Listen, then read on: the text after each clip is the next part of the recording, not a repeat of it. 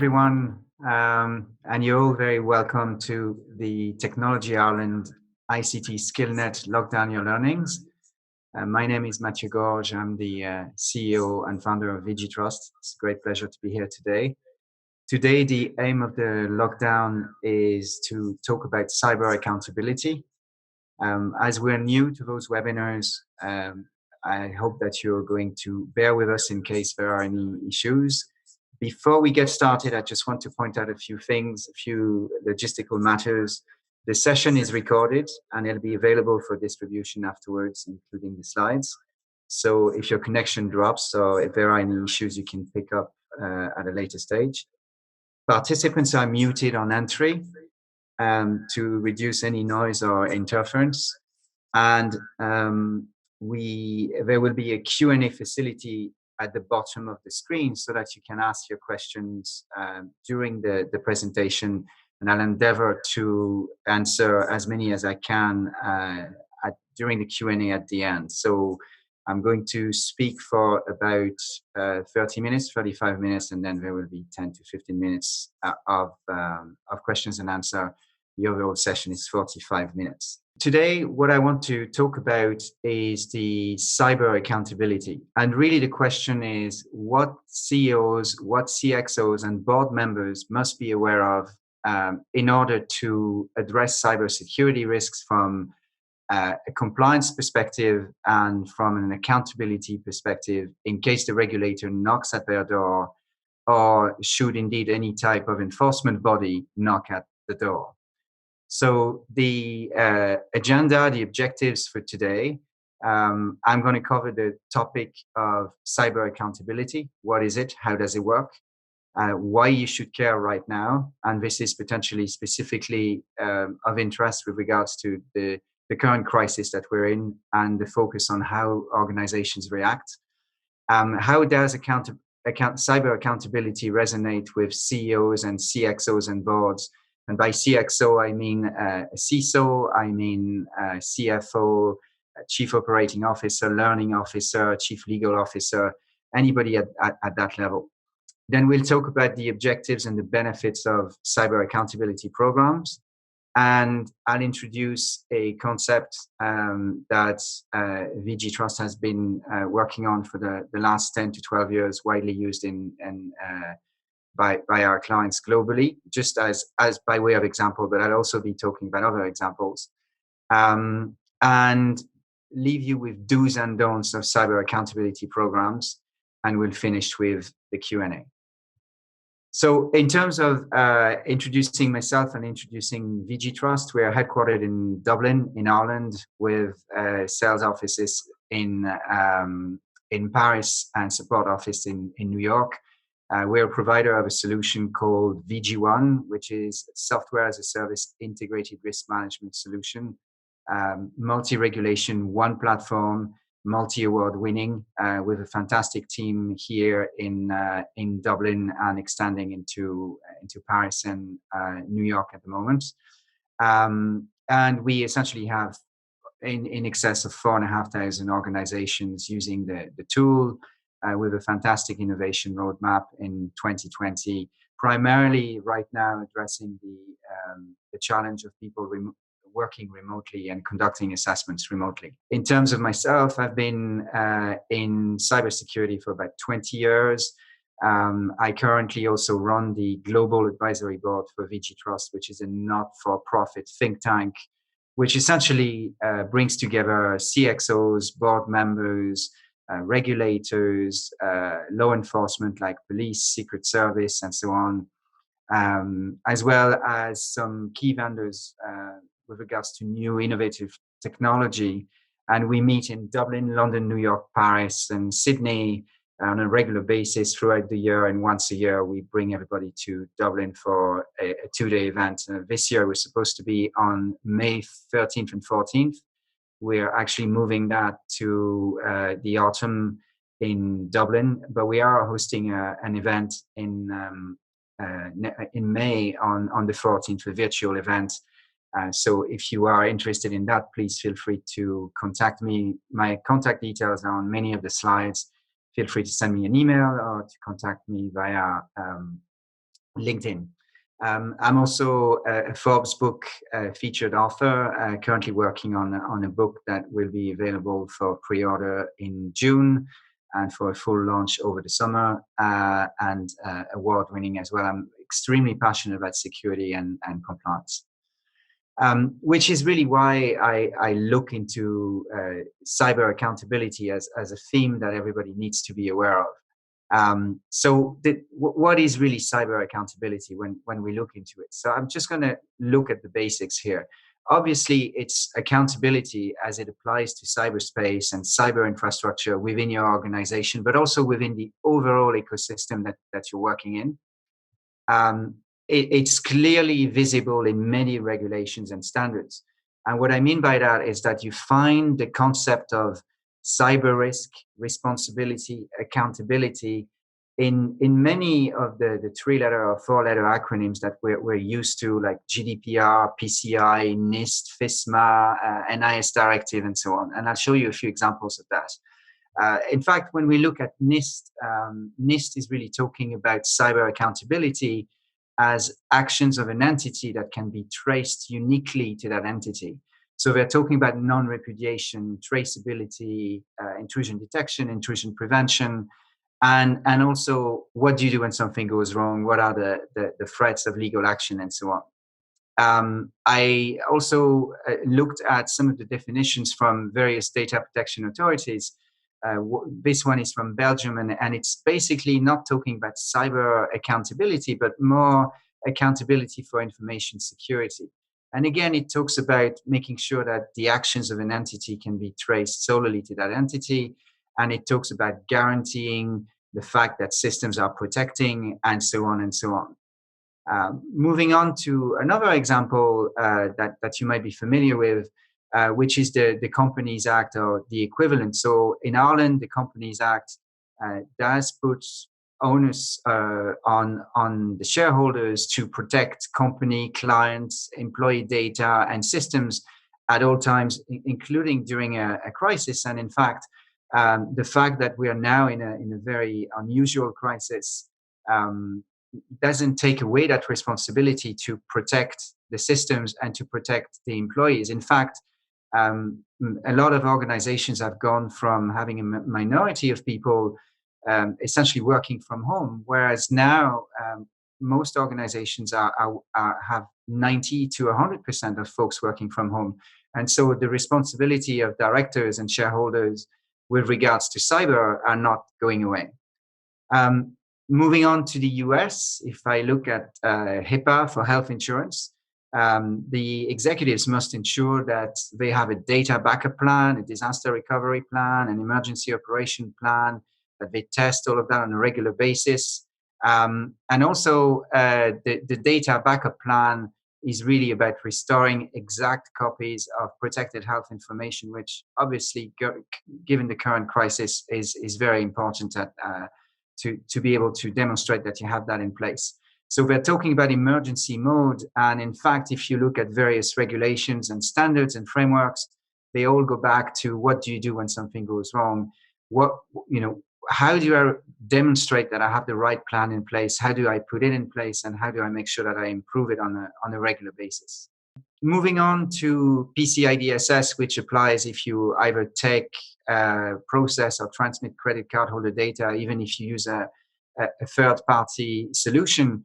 That table is actually taken from a white paper that they just published on PCI for large organizations.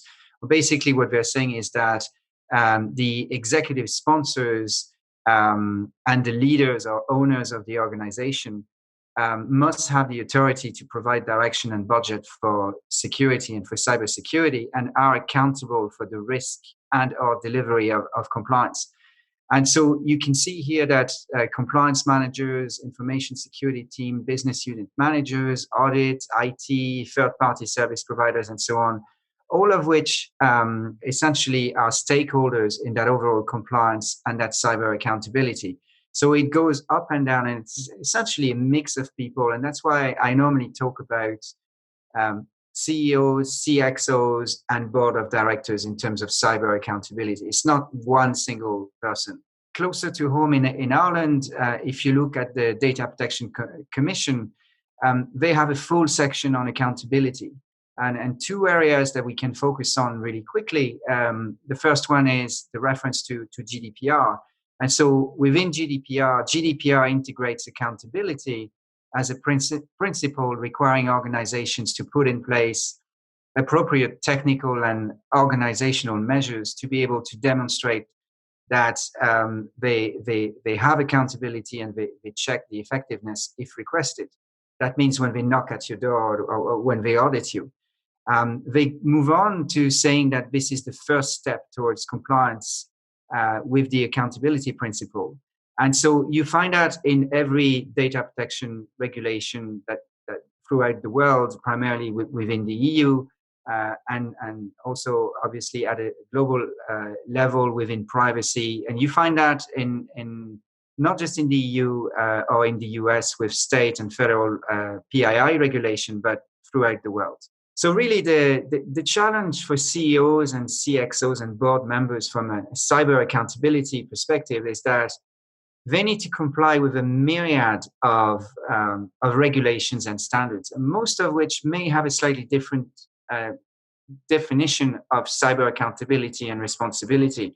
But at the end of the day, what you want to do is you really want to avoid some of the issues that the likes of Equifax had since 2017, where essentially it turns out that the C-level team was not necessarily speaking the same language. And when they had to, what I mean by that is that from a cyber accountability perspective, the CISO, the CEO, the COO, and the IT team were not aligned at all. They didn't have a full strategy, and therefore the accountability was not there. They were essentially pushing the responsibility from one to the other, which really doesn't work.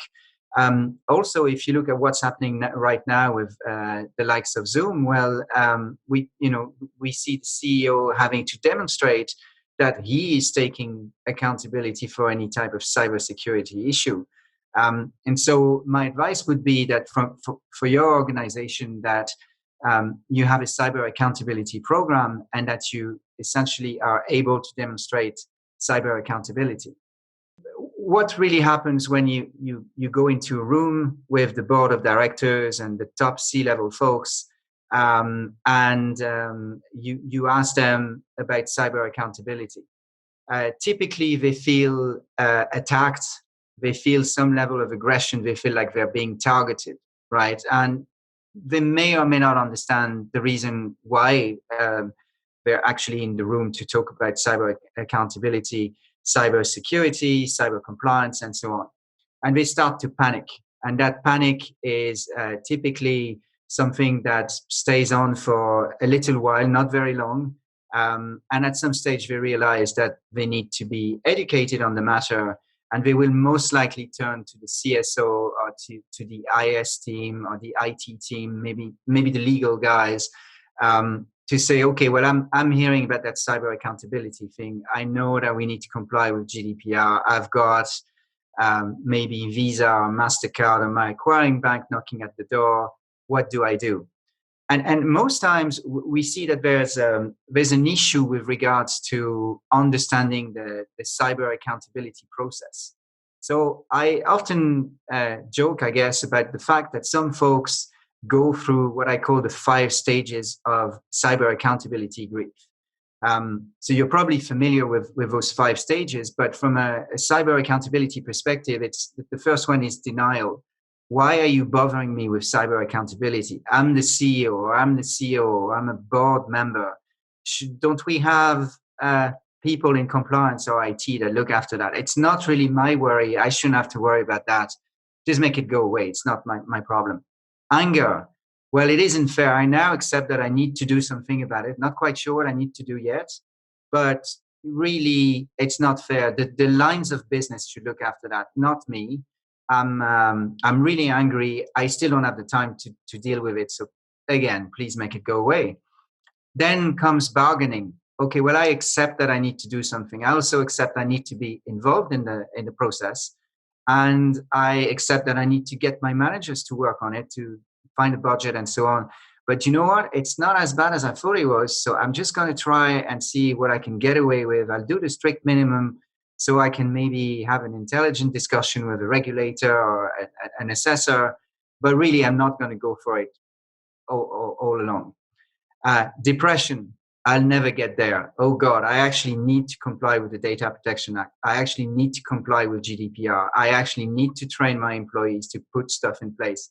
What am I going to do? It's too much. It's going to cost too much money, too much time. And then eventually you get to that stage, which is the stage where you want to get to, which is the acceptance. It will be okay. It'll be fine. Because at the end of the day, cyber accountability, compliance, and cybersecurity really is not rocket science. Yes, there are some legal aspects to it. Yes, there are some operational aspects, technical aspects. But at that stage, your lines of business can actually help you do that. So once the board and the CXOs actually take ownership and essentially show and demonstrate cyber accountability, you've got a good basis for actually taking the appropriate corrective action. So really the objectives moving forward are to demonstrate to the regulators and to the governing bodies that cybersecurity and compliance is under control. And really that means that you're going to regain control of the cybersecurity and compliance challenge, and that you're going to be able to take proactive action.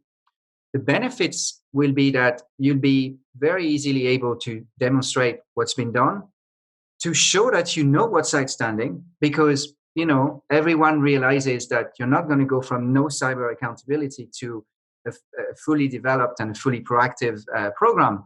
So the reality is that we need to understand and we need to be able to demonstrate what's outstanding and what we're doing to address that. Do we have a roadmap for compliance? Do we have a way that we're going to be able to demonstrate accountability on an ongoing basis? Are we going to be able to reduce the potential number of breaches, the number of audits and associated costs and fines? And really what you want to do is improve your security levels and boost customer and investor confidence. And you can do this cost effectively and comply with applicable mandates if you do it the right way. So at the end of the day, really the objective of cyber accountability programs is to make cyber accountability part of the firm's DNA at C-level and board level. And I often say that security and compliance is a journey, not a destination. Yes, you're going to have some pit stops along the way where you can breathe and you can say, okay, we've achieved compliance with PCI or with GDPR or with something else. But the threats keep evolving. The regulation evolves as well. Our ecosystem evolves, so we need to keep that live and ongoing at all times. Hence the idea of a journey and not just one single destination. Which brings me to the next the next stage. What models can I use to educate CEOs and CXOs? There are numerous models out there. There's some models that I particularly like the Deloitte Extended Enterprise model, for instance, which is quite good. There's some models within ISO. There's some models within NIST that are actually quite good to set the tone with regards to cybersecurity and accountability. At the end of the day, I would highly recommend that you look at 4 key areas of risks that typically apply to any organization, whether you're SME or whether you're a large enterprise. So you look at the strategic geopolitical risk, you look at anything that's to do with financial, operational, contractual risk. You then move on to brand management, quality management, reputation, and then you move on to the actual cyber area, intellectual property, disaster recovery, and so on. But cyber accountability you'll find in all 4 areas. And then you assess which of the frameworks apply to you, look at the actual technical controls, policies and procedures and training that you're asked to put in place in order to comply and demonstrate accountability to each of them. And these are just here as a placeholder, just to name a few, and you'll know which ones apply to your ecosystem. The model I wanted to introduce today is a model called the 5 pillars of security. And the 5 pillars of security is a model that I created about 12 years ago and that VigiTrust has been using for about 10 years with our clients globally. It's an extremely simple framework that is aimed at C-level folks and board of directors in order to get their attention. The whole idea is to demystify all the other frameworks and all the regulations and all the controls that people need to comply with. And it's based on the idea that whether you look at PCI, HIPAA, FISMA, NIS, critical infrastructure like NERC or FERC, or anything that essentially deals with privacy and protecting systems or data systems, you always dial back to 5 common areas, 5 common denominators: physical security, people security, data security, infrastructure security, which is your wider infrastructure, your not just your traditional network behind your firewalls, but your subsidiaries, your franchisees, your third parties, your applications, and so on. And then finally, crisis management. What do you do when something goes wrong with the other 4 pillars? And something will go wrong at some stage, and you therefore need to be ready for that. The framework works in a very easy way. The first thing to do is to educate the C-level folks and the board. And that can be done either through e-learning or through face-to-face workshop. And that, in fact, the methodology I'm talking about right now can apply to any type of cyber accountability educational program for your board. Within the 5 pillars of security framework, you have 2 types of assessments. You have a super strategic assessment, which is really aimed at getting the board educated and C-level speaking the same language. And that's 25 questions, so 5 questions per pillar. And I'll show you an example of that. And then a strategic version, which is a bit more in-depth and has 60 questions, 12 questions per pillar, and is really aimed at creating a roadmap through the scoring. So that roadmap is much more detailed. So within the scoring of the 5 pillars, you get a list of action items, and then you get some red flags. And I'll talk about the red flags questions in a second. But essentially, at the end of the day, you end up with an operational risk compliance program, a security risk compliance program that allows you to demonstrate cyber accountability to pretty much any kind of regulation and standard. One of the very good things about using such a simple system is that it is industry agnostic. It's in plain business language that anyone can understand. There's no legal jargon, no technical jargon, or anything like that. So the scope, it covers any type of personal data and systems. So whether it's PII, credit card holder data, PHI, and really it's about bringing everybody onto the same program, getting them to speak the same language, to communicate, to avoid the issues that Equifax, for instance, had when they discovered that they had a problem.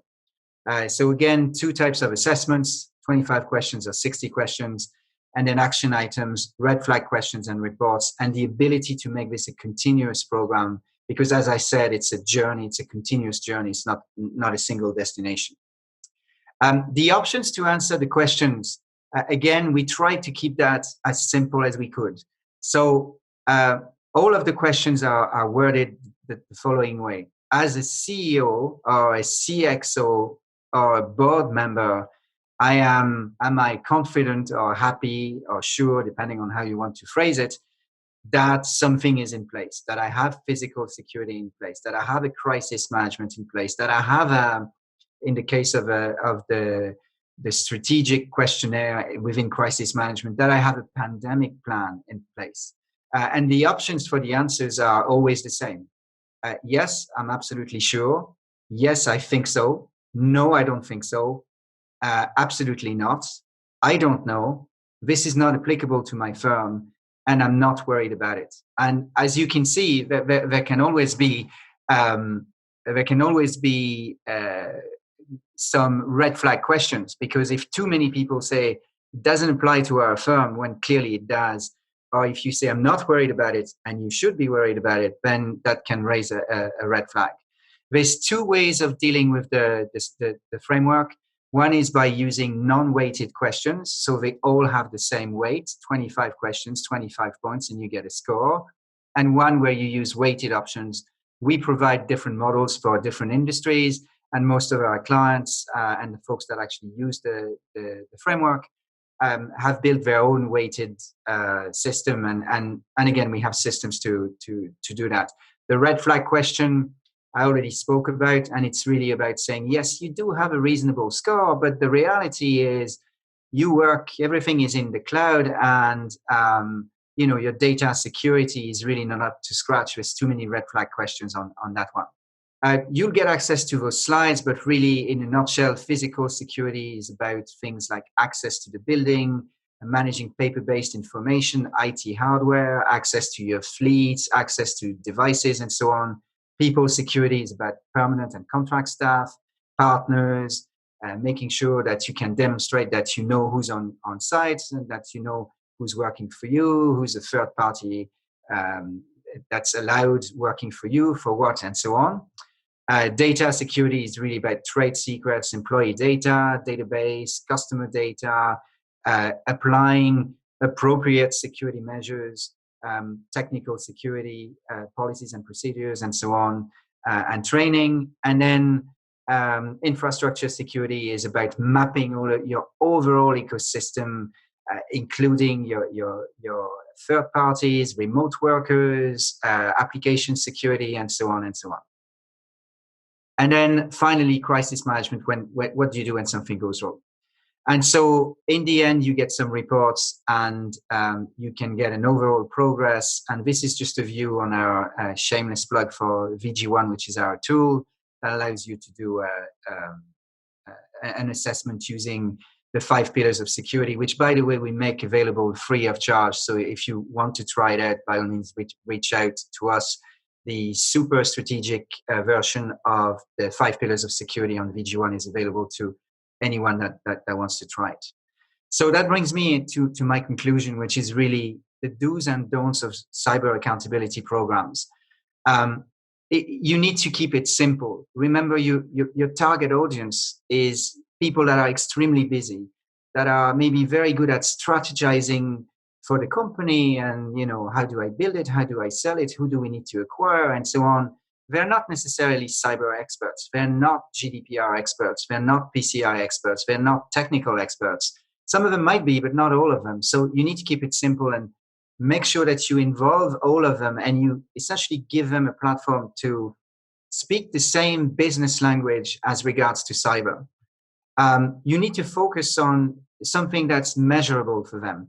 Focus on action items, on red flags or reports, whether you use the 5 pillars of security or any other methodology. And there are a lot of very good methodologies out there.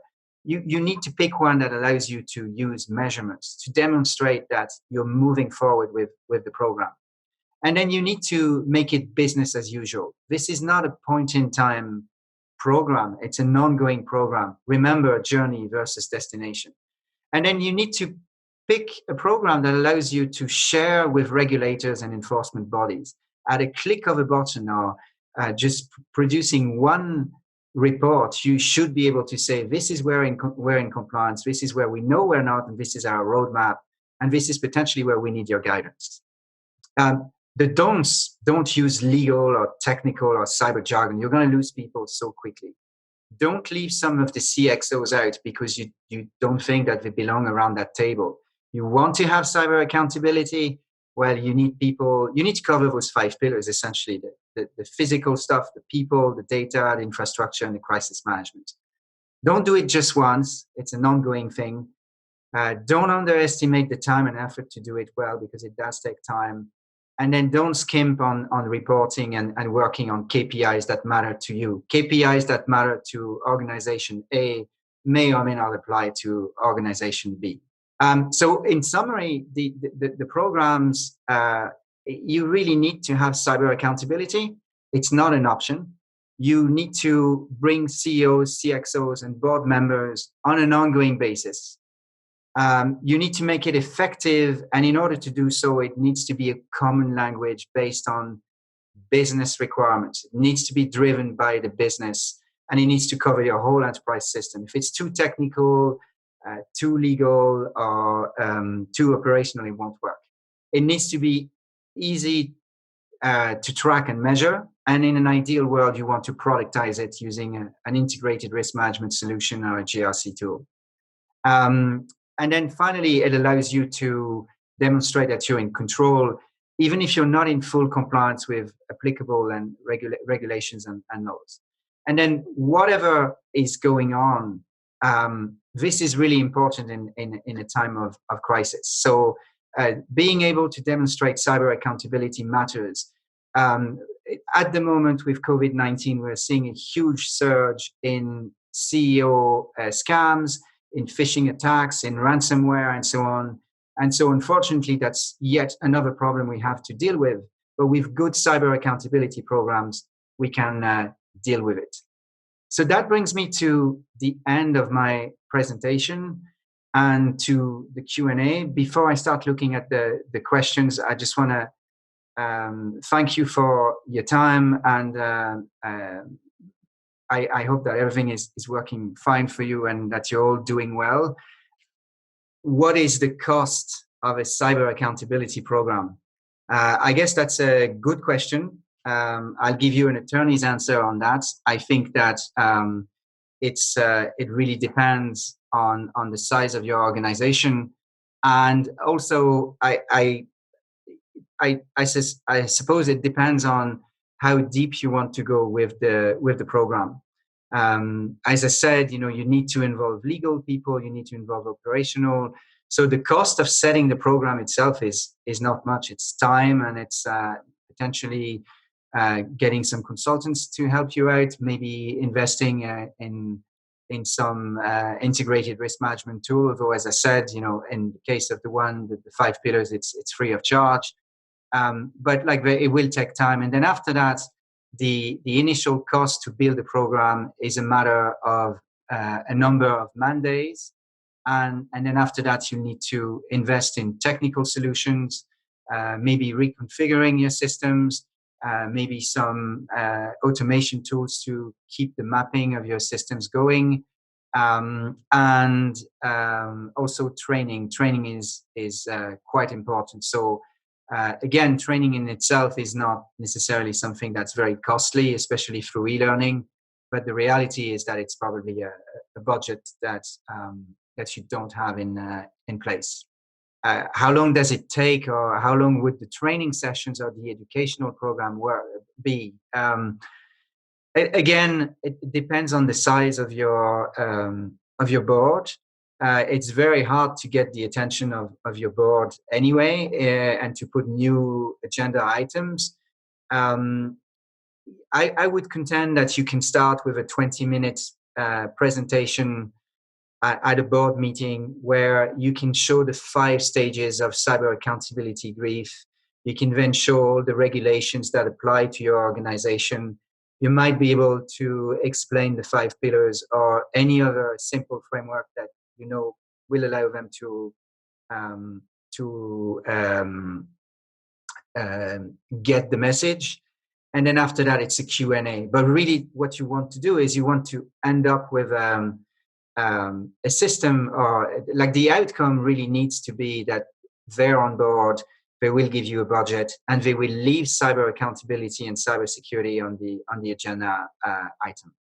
The impact of COVID-19 on cyber accountability, I think it's a very good question. What's happening right now is that everybody is trying to ensure that businesses are going continuing and doing business as normal as they can. One of the key challenges for organizations right now is to ensure that all workers and all employees can safely work from home. But the issue of accountability here comes up because some organizations were not prepared for that from an IT perspective. So they end up providing access to systems remotely from employee devices that they have absolutely no control over for employees that have not been trained. that may or may not even have been given a remote teleworking policy with do's and don'ts. And that's creating an issue. So on the one hand, yes, maybe the priority of cyber accountability may not be on the top topic on the agenda, but the reality is that cyber accountability is really, really big right now. And you can see most of the health systems in Ireland, in the UK, in the US, they're all being attacked a lot. Hospitals, health insurance, and so on, because unfortunately the bad guys see this as yet another opportunity. And because our risk surface has been extended, we went from an average of maybe 20-25% of remote workers to 90 to 100%. The risk surface is much bigger. And that additional 70 points there is the one that is really not necessarily protected. So I would argue that cyber accountability still needs to be on the agenda at every crisis meeting that's happening right now. The practical challenges with regards to different cultures, and I'm assuming this means like company cultures and so on. Yes, I mean, I think this is a very fair point. The company culture is important. You need to take it into account. The actual area where you're based, so different. I suppose different people have different risk appetites, and different industries have different risk appetites as well. So that needs to be taken into account. And I actually think that that's one of the value add of the 5 pillars of security, because it's a model that allows everybody to answer the same questions. And from a cultural perspective, we see some of our clients using the answer, "It doesn't apply to my organization," or I'm not worried about it, which could be understood as "I don't care, it doesn't apply to me." We see, for instance, that some geographical areas or some industries are more prone to answering that than others. And that's why we built the red flag questions in there. One of the other questions that came up, if I understand it correctly, is about is this an enterprise level solution, and can it be used by SMEs? So I think that the 5 pillars has a strategic and a super strategic view, and the super strategic is where you have like a clearly identifiable group of C-level and board members, whereas as opposed to operational people, and then in a smaller organization, this will be the same people. And so what I would advise here is to use the 60 questions if you're a small organization. Maybe you don't really need to bother with the super strategic one. Go straight into the 60 questions, because they do talk about items that will allow you to take corrective action nearly immediately and in a proactive manner. The role of the CEO within that process. So, as I said, cyber accountability, and you find it in GDPR, in PCI, and I showed you those examples. Essentially, key decision makers need to be involved. I think that at the end of the day, the project really needs to be sponsored by the CEO, and more than likely, somebody like the chief legal officer or the compliance officer, or potentially the CIO will have gone to the CEO and said, "Well, I'm not convinced that if we had an audit, we would pass that cyber accountability test.